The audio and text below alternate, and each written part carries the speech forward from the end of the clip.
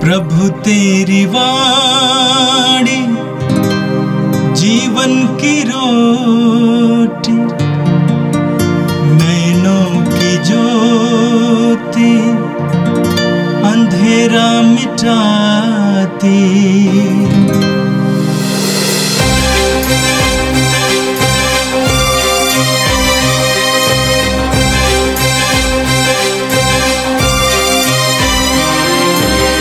प्रभु तेरी वाणी जीवन की रोटी, नैनों की ज्योति अंधेरा मिटाती। प्रभु तेरी वाणी जीवन की रोटी, नैनों की ज्योति अंधेरा मिटाती। वाणी वाणी वाणी वाणी वाणी पवित्र है, शाश्वत है, जीवन का मन्ना है। 2 नवंबर बृहस्पतिवार। पहला पाठ योग का ग्रंथ, अध्याय 19 पद संख्याएँ 1 और 23 से 27 तक। मैं यह जानता हूँ कि मेरा रक्षक जीवित है। योब ने कहा, ओह कौन मेरे ये शब्द लिख देगा? ओह कौन इन्हें लोहे की छेनी और शीशे से किसी स्मारक पर अंकित करेगा? इन्हें सदा के लिए चट्टान पर उत्कीर्ण करेगा? मैं यह जानता हूँ कि मेरा रक्षक जीवित है और वह अंत में पृथ्वी पर खड़ा हो जाएगा। मैं स्वयं अपने शरीर में खड़ा हो जाऊंगा और अपनी आँखों से उसी के दर्शन करूंगा। यह प्रभु की वाणी है। संत योगन के अनुसार पवित्र सुसमाचार अध्याय 6 पद संख्या 37 से 40 तक। यीशु ने लोगों से कहा, पिताजी ने मुझको सौंप देता है, वे सब मेरे पास आएंगे और जो मेरे पास आता है मैं उसे कभी नहीं निकालूंगा, क्योंकि मैं अपनी इच्छा नहीं बल्कि जिसने मुझे भेजा है उसकी इच्छा पूरी करने के लिए स्वर्ग से उतरा हूं। जिसने मुझे भेजा है उसकी इच्छा यह है कि जिन्हें उसने मुझे सौंपा है मैं उनमें से एक का भी सर्वनाश न होने दूं, बल्कि उन सबों को अंतिम दिन पुनर्जीवित करूं। मेरे पिता की इच्छा यह है कि जो कोई पुत्र को पहचान कर उनमें विश्वास करे उसे अनंत जीवन प्राप्त हो। मैं उसे अंतिम दिन पुनर्जीवित कर दूंगा। यह प्रभु का दिव्य सुसमाचार है। क्रिस्त प्रभु की जय। प्यारे भाई और बहनों, बीते कल हमने सर्व संतों का त्योहार मनाया है और आज के दिन हम सब मृत विश्वासियों का त्योहार मनाते हैं, उनका स्मरण उत्सव मनाते हैं। प्रेरितों के धर्मसार में हम कहते हैं हम कैथोलिक कलीसिया पर विश्वास करते हैं और संतों की सहभागिता में। इस संतों की सहभागिता का 3 हिस्सा होता है कलीसिया की भाषा में। एक तो हिस्सा है जो लोग अभी परमानंद में, ईश्वर के आनंद में स्थित हैं, मरणोपरांत वे ईश्वर की प्राप्ति की है, जिसे हम संत बोलते हैं। दूसरा हिस्सा है हम लोग इस संसार में रहते हैं, संसार में हम जीतते हैं, संघर्ष करते हैं, बुराई से लड़ते हैं, कभी गिर जाते हैं और पश्चाताप करते हुए नया बनने की कोशिश करते हैं। इसको कलीसिया की भाषा में मिलिटेंट चर्च बोलते हैं। अभी आजकल हम लोग इस्तेमाल करते हैं पिलग्रिम चर्च। तीर्थ यात्री हैं हम, ईश्वर प्राप्ति की ओर जाने वाले। ये तीसरा हिस्सा है विभाग है, समुदाय है विश्वासियों को जो मर गए हैं, इधर से दुनिया से विदाई हो गया, परंतु इतना शुद्ध नहीं है, इतना पवित्र नहीं है, उनमें जिंदगी में छोटी छोटी गलतियां व पाप से वो मुक्त हैं। वो पाप की मुक्ति के लिए वो उनको एक अवस्था है, वो उसको कलीसिया कहते शुद्धिकरण का अवस्था, पर्गटरी, और वहाँ पर इनका शुद्धिकरण होता है, तभी वो ईश्वर प्राप्ति प्राप्त करते हैं। कलीसिया के विश्वास है, परंपरा से विश्वास है कि हम इन लोगों का मदद कर सकते हैं। ये लोग हमारे ही पूर्वज हैं, हमारे माता पिता या हमारे मित्र, जिनको हम जानते हैं, उनकी गलतियों को भी हम जानते हैं। इन्होंने गलतियों पर पश्चाताप किया, पाप क्षमा प्राप्त किया है, फिर भी वो पूर्ण रूप से ईश्वर प्राप्ति के लिए योग्य नहीं है। इसलिए उनको एक अवसर दिया जाता है कि वे अपने गलतियों के प्रायश्चित के रूप में शुद्धिकरण का जगह होगा या अवस्था, इस पर सब विचार किया जाता है थियोलॉजिकली। हम उनकी मदद कर सकते हैं अपने प्रार्थना के द्वारा, अपने त्याग के द्वारा, और विशेष करके हम कलीसिया के प्रार्थना के द्वारा, पवित्र मिसा बलिदान के द्वारा। ये परंपरा क्या हमने शुरू किया नहीं है, ये परंपरा हम जानते हैं सभी धर्मों में ऐसी परंपरा है। लोग जो ईश्वर पर विश्वास करते हैं और जो आत्मा पर, माने हर एक व्यक्ति में एक आत्मा है और आत्मा के अस्तित्व में विश्वास करते हैं, ये लोग अपने पूर्वजों को याद करते हैं। कलीसिया में भी ये परंपरा यहूदियों से मिला है। यहूदी परंपरा में भी पूर्वजों के लिए विशेष रूप से प्रार्थना की जाती है। हमारे मृत विश्वासियों के लिए हम प्रार्थना करना, और ये कलीसिया अपनी मगा सभा में, जैसे हम निकेया के मगा सभा या फ्लोरेंस की मगा सभा या ट्रेंड की मगा सभा में ये घोषित किया है कि हम मृत विश्वासियों के लिए प्रार्थना करें। कुछ ऐसे क्रिस्तीय परंपरा में कुछ लोग इसका विरोध करने वाले भी हैं, और लोग कहते हैं कि मरने के बाद कुछ नहीं होता है, जो मर गया वो स्वर्ग गया या नरक गया। परंतु हम लोग कहते हैं हम उन लोगों को याद करें, प्रार्थना करें। आज वही दिन है, हम अपने मृत भाई बहनों को याद करते हैं, हमारे माता पिताओं को याद करते हैं, हमारे जीवन में हमारे गुरुजनों को याद करते हैं, हमारे उपकारियों को याद करते हैं, हमारे भले मित्र जो गुजर गए उनको याद करते हैं, और उनके आत्मा के आनंद शांति के लिए हम प्रार्थना करते हैं। और हम प्रार्थना के द्वारा हम उनकी मदद करना चाहते हैं। कलीसिया भी हमें सिखाती है कि हम उनका मदद कर सकते हैं प्रार्थना के द्वारा, और दान देकर और त्याग कर, या विशेष करके पवित्र मिसा बलिदान चढ़ाकर। तो आज के दिन हम उन सबों को याद करें। आज के प्रथम पाठ में हमें मिला है आयोग के ग्रंथ से पाठ। आयोग के बारे में पढ़ने के लिए हमें आज का पाठ हमें मिला है अध्याय 19 प्रसंग 1 और 23 से 27 तक। 19 का पाठ समझने के लिए और आयोग के ग्रंथ का किसी भी अध्याय समझने के लिए ये पहला अध्याय पढ़ना अनिवार्य है।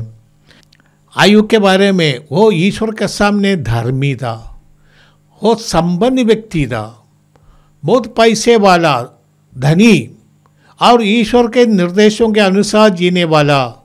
ईश्वर भी उनको मानते थे, सभी लोग उनको मानते थे धर्मी के रूप में।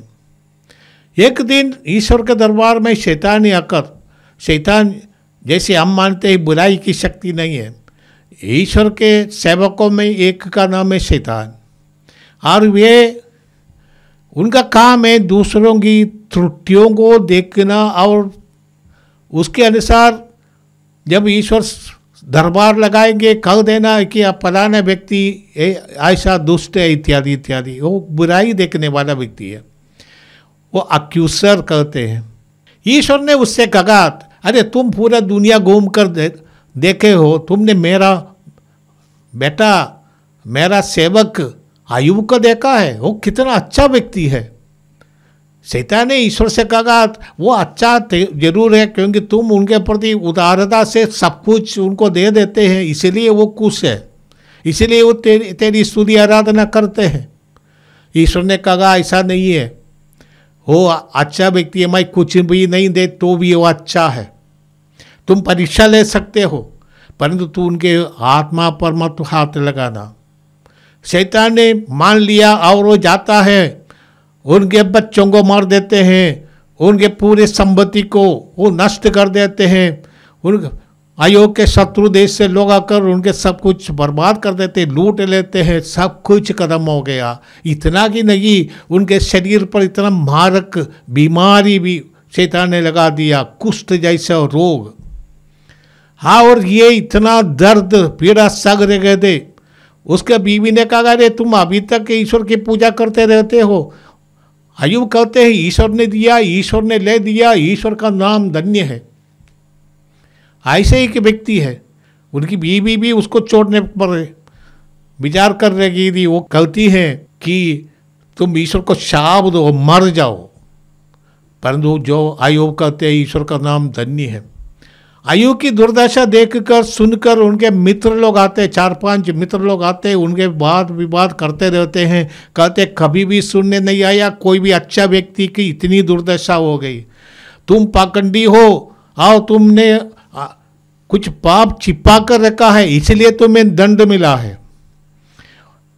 अपने मित्रों के सामने अपनी सफाई देते हैं, परंतु कोई भी ये मानने के लिए तैयार नहीं है। आज के पाठ उस संदर्भ का है। बिलदाद नामक के व्यक्ति जो उनका मित्र है, कहते हैं कि तुम धर्मी दिखाई देते हैं, तुम असली में पाखंडी है और तुम बहुत घोर पाप छिपा के रखते हो, इसलिए तुम्हारी दशा ये हो गई। तुम्हारा सब कुछ बर्बाद हो गया और तुम्हारा शरीर भी बर्बाद हो गया। जो अभी ये सब थे मित्र, तुम लोग मेरे साथ आए, तुम लोग मुझको इतना सताते हो और कहते हैं तुमने कुछ सहानुभूति की बात नहीं कहा, तुम केवल मेरे ऊपर दोष आरोपण लगाते हो। आज के पाठ में पद संख्या 23 है, परंतु हम 21 को और 22 को भी सुने।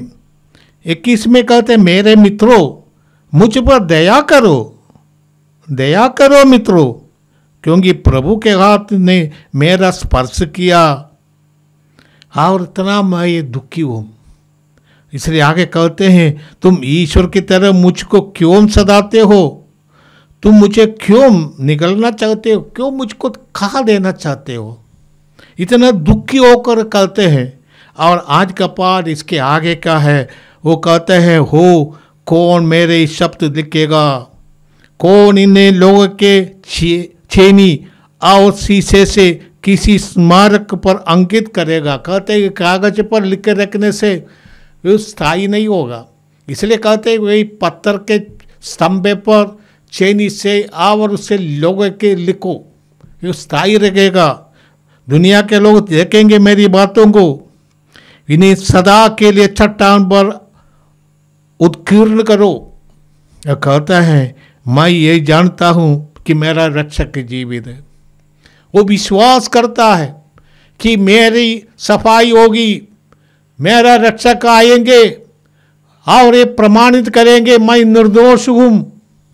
और कहते हैं जितने भी पूरा दुनिया मुझे दोषी ठहराए, परंतु मेरा रक्षक आएगा, तब मैं इस शरीर में ईश्वर का दर्शन करूँगा।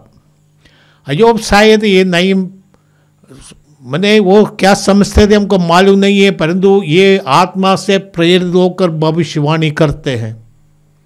हम लोग अय्यूब का इस वाणी को हमारे पुनरुत्थान के बारे में हम सोचते हैं, इसने भविष्यवाणी के रूप में कहते हैं यीशु फिर आएंगे और मेरा रक्षक मेरा उद्धार करेंगे और मुझको निर्दोष सिद्ध करेंगे। और कहता है मैं जानता हूँ मेरा रक्षक जीवित है और वो अंत में पृथ्वी पर खड़ा हो जाएगा। जब मैं जाऊंगा, मैं खड़ा हो जाऊंगा, तब मैं इस शरीर में ईश्वर का दर्शन करूंगा। ये उनके उम्मीद है। हम लोग विश्वास करते हैं कि हमारा मृत भाई बहन का पुनरुत्थान होगा। प्रभु यीशु ने भी ये कहा था, जैसे आज के सुसमाचार में हम पढ़ेंगे सुनेंगे, कि हमारा विश्वास है कि हम मर जाएंगे, हम मिट्टी में गल जाएंगे, हमारा शरीर, हमारा मांस, हमारे हड्डियां तो अलग अलग हो जाएंगे, हम एकदम मिट्टी में मिट्टी मिल जाएंगे, परंतु अंतिम दिन हमारा रक्षक हमारा पुनरुत्थान करेंगे। तब मैं जाऊंगा, कहते मैं पुनर्जीवित हो जाऊंगा, तब मैं खड़ा हो जाऊंगा, तब मैं इस शरीर में ईश्वर का दर्शन करूंगा। मैं स्वयं उसके दर्शन करूंगा, किसी दूसरे के माध्यम से नहीं, मैं अपनी आंखों से ईश्वर का दर्शन करूंगा। मेरी ही आंखें उसे देखेंगे, मेरा हृदय उसके दर्शनों के लिए तरसता है। हर एक व्यक्ति जो इस संसार में, हम देखते हैं कि संसार में बहुत अच्छे लोग हैं, आज उनके जीवन में कठिनाई ही है, दुख की पीड़ा की भट्ठी में वो जलाए जाते हैं, उनके साथ इतनी क्रूर व्यवहार किए जाते हैं और उनको कभी भी न्याय नहीं मिला और ये मर जाते भी हैं, कोई शहीद हो जाते हैं, मारे जाते हैं। इस सब के लिए ये आश्वासन की बात है कि हम पुनर्जीवित होंगे और हमारा रक्षक हमारा सम्मान करेंगे, यीशु फिर आने वाले हैं। इस बात को आयुब के ग्रंथ से हमें प्रमाण के रूप में मिला है। यूहन्ना का सुसमाचार अध्याय 6 से आज का पाठ हमने सुना है। संदर्भ एक ही है कि यीशु ने रोटी का चमत्कार किया और यीशु 5 रोटी और 2 मछली से 5000 लोगों के लिए और उसके अनुपात में स्त्री और पुरुषों के लिए भी भोजन दिया था। ये चमत्कार देखकर यहूदी यीशु के पीछे पड़े थे, उनको राजा बनाना चाहते थे, मुफ्त में खाना मिलेगा, और उनके इस भावना को बदलने के लिए यीशु उनसे बातचीत करते हैं।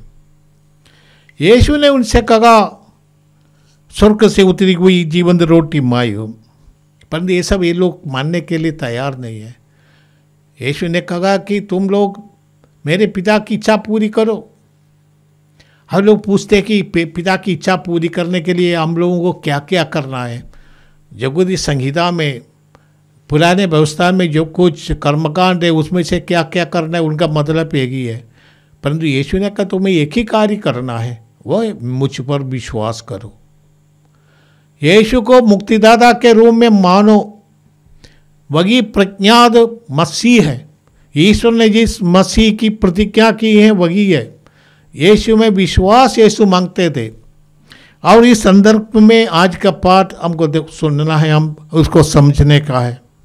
प्रभु यीशु ने उनसे कहा, पिताजी ने मुझको सौंप देता है वे सब मेरे पास आएंगे, और जो मेरे पास आता है मैं उसे कभी नहीं ठुकराऊंगा। यीशु कहते हैं कि जो मेरे पास आता है वो पिता ने मुझको सौंप दिया है। पिता की इच्छा है, ईश्वर ने संसार को इतना प्यार किया, उसने अपने एकलौते पुत्र को अर्पित कर दिया, जो उसमें विश्वास करेंगे उसका सर्वनाश ना हो। जो उनके सुसमाचार में यही मतलब है कि ईश्वर ने हमें प्यार किया और अपने पुत्र को भेजा, और हम पुत्र पर जो विश्वास करेंगे और विश्वास के द्वारा हमारा उद्धार होगा। आज के पाठ में प्रभु हमसे कहते हैं विश्वास करने वालों का विनाश नहीं होगा। प्रभु को अपने मुक्तिदाता के रूप में मानने वाले, और प्रभु ने कहा वही लोग हैं जिन्हें पिता ने मुझको सौंप दिया है। जिसने मुझे भेजा है उसकी इच्छा यही है कि जिन्हें उसने मुझे सौंपा है उनमें से एक का भी सर्वनाश ना हो। प्रभु यीशु का जिंदगी के एक ही मतलब पिता की इच्छा पूरी करना। आज जब प्रभु आत्मा में इतना कष्ट सह रह गए थे, विशेष करके गत्सेमनी में, वहाँ पर जो उसने अपने दुख भोग के प्रथम पूर्व संध्या में यीशु पिता से अनुरोध कर रहे थे, पिता आप चाहे तो ये प्याला मुझसे दूर हो सकते हैं, क्योंकि यीशु जानते हैं ये मुक्तिप्रद कार्य उनको क्रूस पर मरना है, और ये इतना दर्दनाक पीड़ा है, इसको सहने के लिए प्रभु अपने पिता से कहते हैं कि आप ये मुझसे ले लिए और कोई रास्ता बताइए। प्रभु को आज संदेश मिला कि कोई दूसरा रास्ता नहीं है, क्रूस ही मुक्ति का साधन है। तब पिता से कह देते, पिता की जो इच्छा है वो मुझ में पूरी हो जाए। और यीशु तभी से निश्चिंतित होकर पिता की इच्छा पूरी करने के लिए क्रूस तक जाते हैं। मरते क्रूस पर भी मरते वक्त निश्चिंतित होकर पिता को कहते, पिता सब कुछ पूरा हो गया, सब कुछ तेरी इच्छा मैंने पूरी की। और इस कहते हुए यीशु अपना प्राण दे देते हैं। इसलिए यीशु पिता की इच्छा पूरी करने के लिए आए थे। और पिता की इच्छा यही है, मुझे जिनको दिया है उस सबों का उद्धार हो, किसी का भी सर्वनाश ना हो। अब प्रभु यीशु ने अपने बारे में कहा, खोए को ये भेड़ पीछे जाने वाला, उसकी खोजने वाला वही व्यक्ति है। प्रभु ने कई दृष्टांत सुनाया, जो स्त्री के पास जो सिक्के हैं उनमें से एक सिक्का खो जाने पर वो उसको ढूंढती रहती है जब तक मिलेगा। ईश्वर भी ऐसा है, हमारे पीछे होने वाला है। यदि हम पाप के कारण ईश्वर से अलग हो गए, ईश्वर हमारे पीछे करते हैं, हमें वापस लाने की कोशिश करते हैं।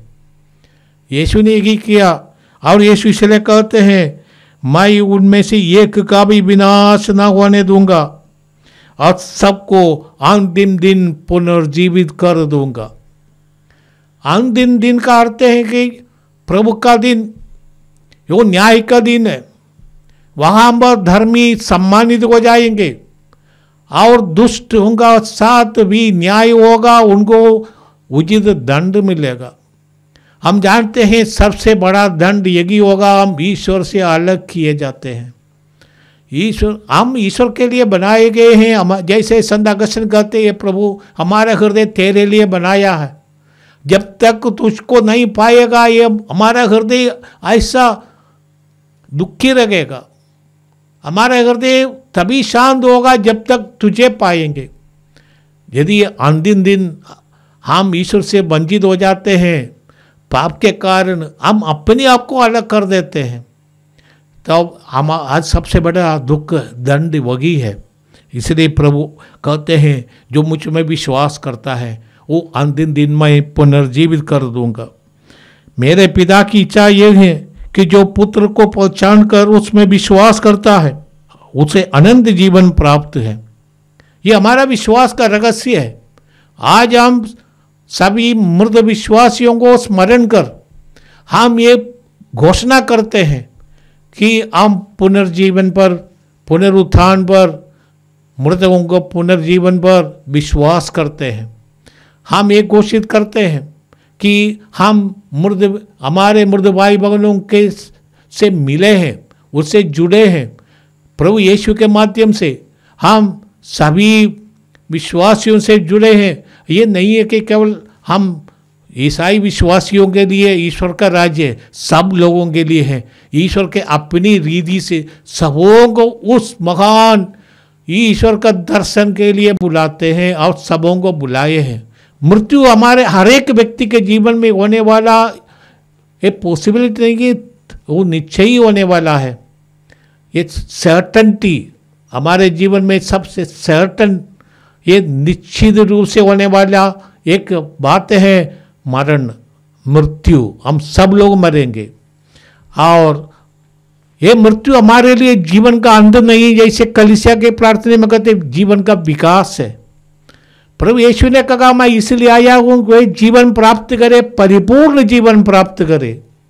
ये परिपूर्ण जीवन प्राप्त करने के लिए हमें मृत्यु के दरवाजे से अंदर प्रवेश करना है। ईश्वर के संग हमारा मिलन, हमारी रिश्ता तभी परिपूर्ण हो जाता है, तभी हम, इसलिए हम स्वर्ग कहते हैं। एक रिश्ता का एक अवस्था है, आत्मा ईश्वर से मिल जाते हैं, प्रेम में ये एक मिलन है और हम ईश्वर में लीन हो जाते हैं। इसको हम स्वर्ग कहते हैं।